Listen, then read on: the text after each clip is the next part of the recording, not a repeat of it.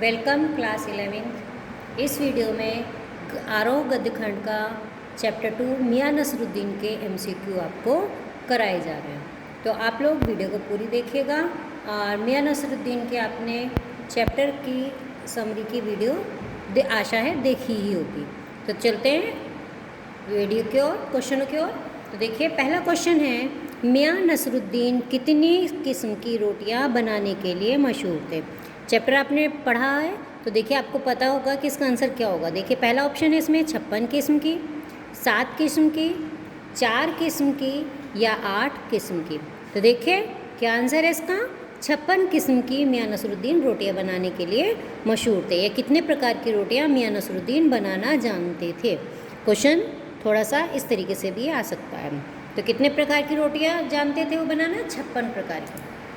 अब next question है, देखिए, पापड़ से भी अधिक महीन कौन सी रोटी होती है। तो पापड़ से ही भी अधिक जो बारीक रोटी होती है कौन सी होती है, शीरमान, खमीरी, बेसनी या फिर तुनकी। तो पापड़ से भी अधिक महीन रोटी होती है तुनकी। फिर नेक्स्ट क्वेश्चन है, मियां नसरुद्दीन के कारीगर का नाम लिखिए। जो मियां नसरुद्दीन का कारीगर था उसका क्या नाम था, ज़हीर, गज़ीर, शौकत, बब्बन मियां। तो मियां नसरुद्दीन के कारीगर का नाम था बब्बन मियां।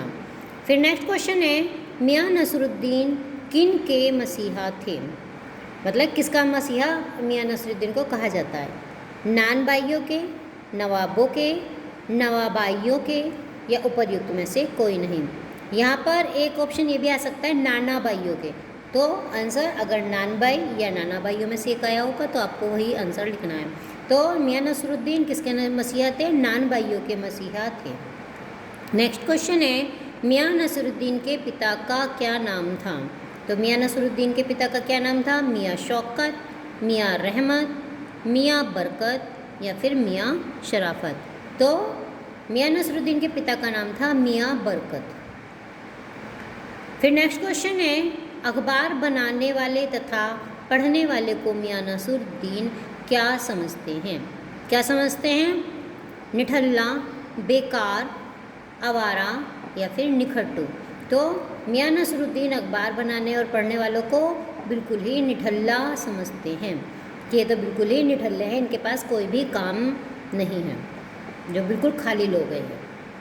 फिर नेक्स्ट क्वेश्चन है, मियां नसरुद्दीन के पिता की मृत्यु किस उम्र में हुई थी। किस उम्र में हुई थी, देखिए ऑप्शन 60, 70, 80, 90। तो मियां नसरुद्दीन के पिता की जो मृत्यु हुई थी वो 80 वर्ष की उम्र में हुई थी। अब देखिए नेक्स्ट क्वेश्चन, मियां नसरुद्दीन किस पर बैठे हुए थे। देखिए क्वेश्चन, किस पर बैठे हुए थे, चारपाई पर, पट्टे पर, कुर्सी पर या फिर स्टूल पर। तो कहाँ पर बैठे हुए थे, वो चारपाई पर थे। इसमें यह है कि क्वेश्चन ये भी हो सकता है कि लेखिका ने नसरुद्दीन को किस पर बैठे हुए देखा था। तो किस पर बैठे हुए देखा था, चारपाई पर बैठे हुए देखा था। अंदर झांका था तो देखा कि अंदर जो है मियां नसरुद्दीन चारपाई पर बैठे हैं। फिर नेक्स्ट क्वेश्चन है, मियां नसरुद्दीन कारीगरों को आटे की प्रतिमन कितने रुपए मजदूरी देते थे। मतलब कितने प्रतिमन, एक मन में कि कितने रुपए मजदूरी के देते थे। कितने देते थे, 2 रुपये, 7 रुपये, 5 रुपये या फिर 4 रुपये। तो इसका सही ऑप्शन है हमारा 2 रुपये। मियां नसरुद्दीन कारीगरों को 2 रुपये प्रति मन आटे की मजदूरी देते थे। फिर नेक्स्ट क्वेश्चन है, मियां नसरुद्दीन कैसे नानबाई हैं।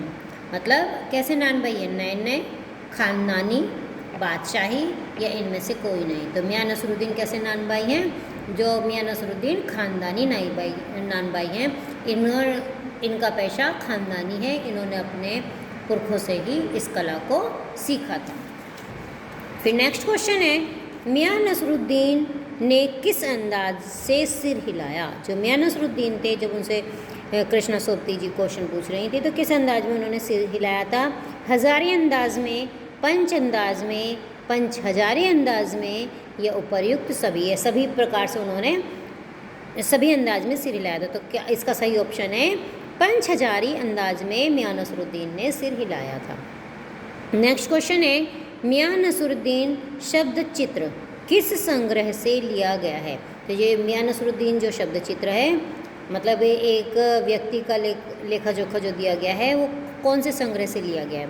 ज़िंदगी नामा, दिलो दानिश, बादलों के घेरे में या हम हशमत। तो जो कृष्णा सोबती जी का हम हशमत है उसमें से मियां नसरुद्दीन का शब्द चित्र लिया गया है। नेक्स्ट क्वेश्चन है, लेखिका को मियां नसरुद्दीन के चेहरे पर क्या दिखा?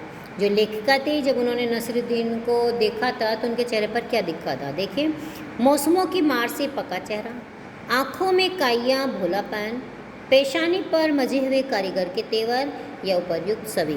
तो जब लेखिका ने अंदर झाँका था तो जब चारपाई पे बैठे थे मियां नसरुद्दीन तो उनके चेहरे पर क्या क्या चीज़ दिखाई दी थी? मौसमों की मार भी दिखाई दी थी, आँखों में भोलापन भी दिखाई दिया था और कारीगर के मंझे हुए कारीगर के तेवर भी दिखाई दिए थे। तो इसका आंसर है हमारा उपर्युक्त सभी।